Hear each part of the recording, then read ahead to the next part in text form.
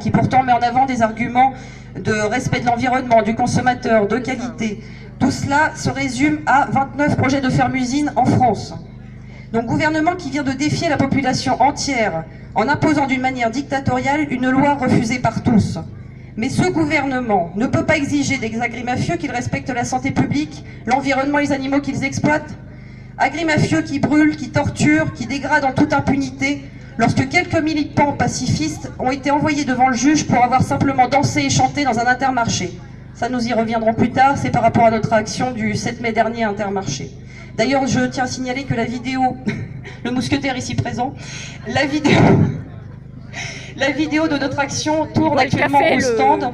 Allez la voir, ne serait-ce que pour rire, parce que c'était vraiment très drôle. Alors certes, tout le monde n'a pas trouvé ça de bon goût, mais en tout cas, il y a des pressions derrière, mais ça nous en reparlons tout à l'heure. Donc nous sommes des tueurs de paysans, nous a-t-on dit, c'était avec une action au Clama, avec le Clama à Limoges, on nous a dit que nous étions des tueurs de paysans.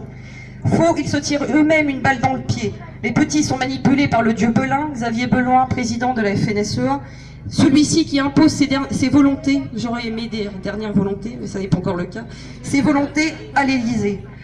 Donc tous les entrepreneurs ici présents ne me contrediront pas lorsque je citerai cette militante parisienne. Je suis commerçante, si je ne respecte pas mes clients, ils me tournent le dos et je mets la clé sous la porte. Le gouvernement ne me donnera pas de subvention pour m'aider à survivre.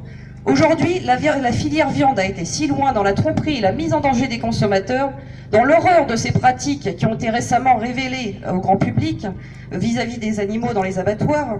Donc ils ont été si loin que les consommateurs n'en veulent plus et que ça se voit dans les cours du marché. Et cette filière ne survit finalement artificiellement que grâce à des subventions et à des aides publiques.